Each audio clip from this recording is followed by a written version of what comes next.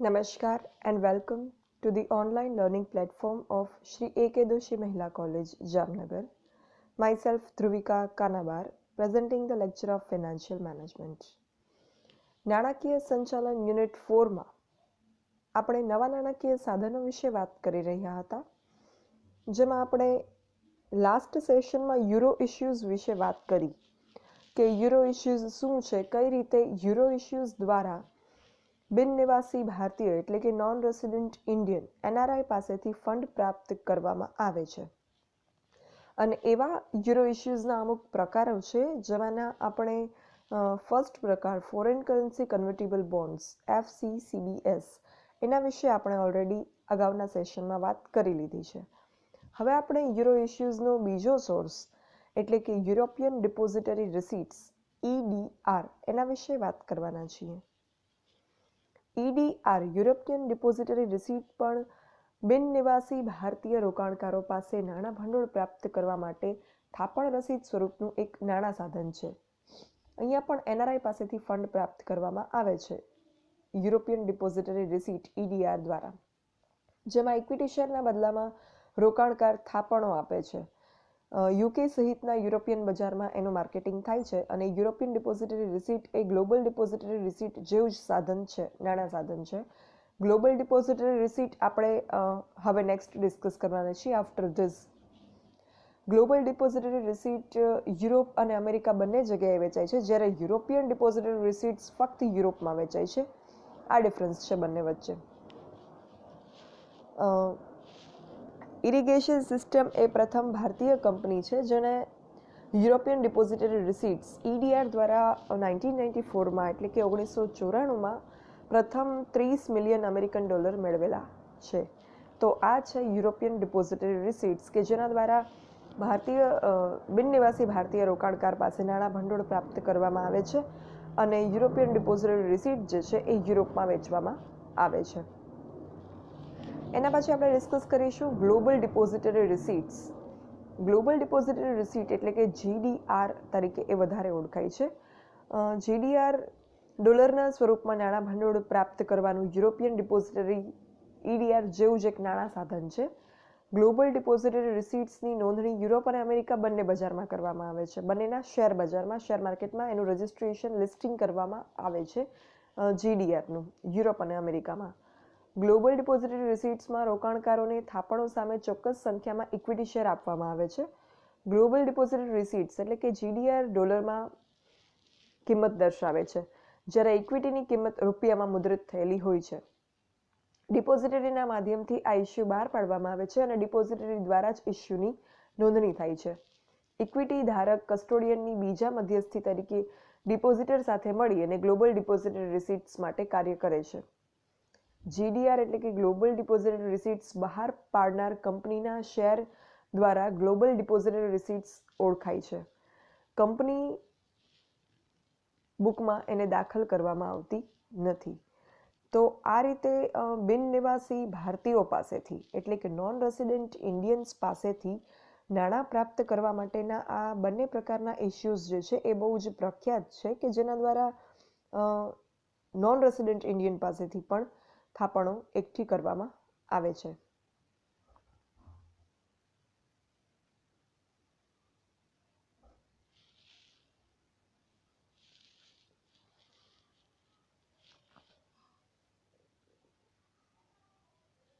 Global depository receipt જે છે એ America અને યુરોપ બંનેના શેર બજારમાં નોંધાયેલા હોય છે, જ્યારે યુરોપિયન ડિપોઝિટરી રિસીટ્સ એટલે કે EDR જે છે એ માત્ર યુરોપના શેર માર્કેટમાં નોંધાયેલા હોય છે.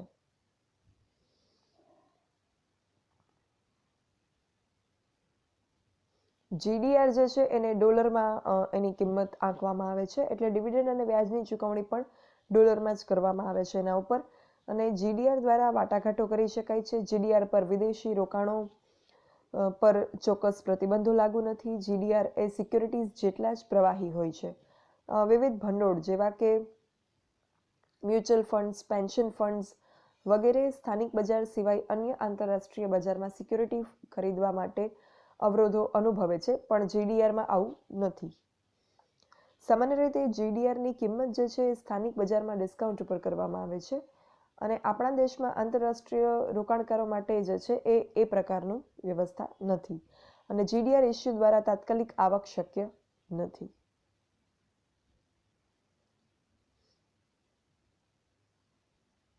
ભારતીય કંપનીમાં સ્થાનિક ચલણ શેરો ડિપોઝિટરીની સ્થાનિક કસ્ટોડિયન બેંકમાં જમા થાય છે અને એની સામે ડિપોઝિટરી બેંક જીડીઆરને ડોલરમાં ઇસ્યુ કરે છે. જીડીઆરનો ધારક કોઈપણ સમયે તે રજૂ કરેલા શેરની સંખ્યામાં એને ફેરવી શકે છે અથવા તો જ્યારે રૂપાંતર થાય ત્યારે સ્થાનિક વિનિમયમાં શેરનું રોકાણ કે રૂપાંતર જે છે એ થાય છે.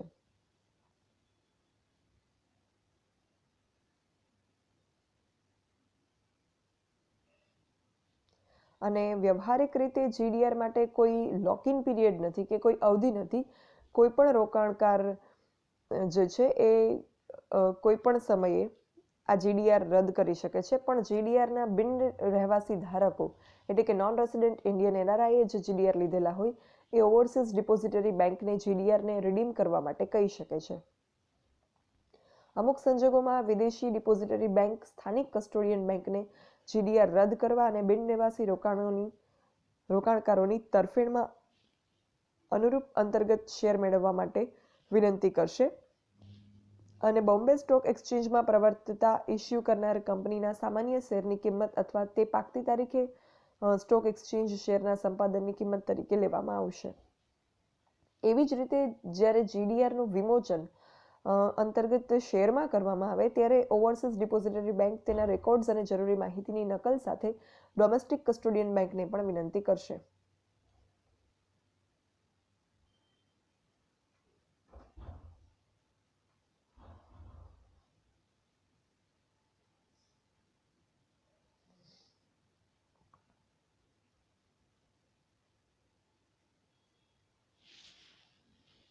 સો અહીંયા આપણો યુરોપિયન ડિપોઝિટરી રિસીટ્સ ઈડીઆર અને જીડીઆર ગ્લોબલ ડિપોઝિટરી રિસીટનો ટોપિક જે છે એ પૂરો થાય છે. યુરો ઇશ્યુઝ એ બિન નિવાસી ભારતીય પાસેથી ફંડ પ્રાપ્ત કરવાનું એક સાધન છે અને યુરો ઇશ્યુઝ અંતર્ગત આપણે foreign currency convertible bonds FCCBs, European depository receipts EDR અને ગ્લોબલ ડિપોઝિટરી રિસીટ્સ જીડીઆર આ ટોપિક ઉપર ડિસ્કશન કર્યું. યુરો ઇશ્યુઝ આખો હોલ એક આપણો ટોપિક હતો નવા નાણાકીય સાધનો અંતર્ગત, જેના 3 પ્રકારો કે 3 સોર્સિસ કે 3 સ્ત્રોતની પણ આપણે ચર્ચા કરી.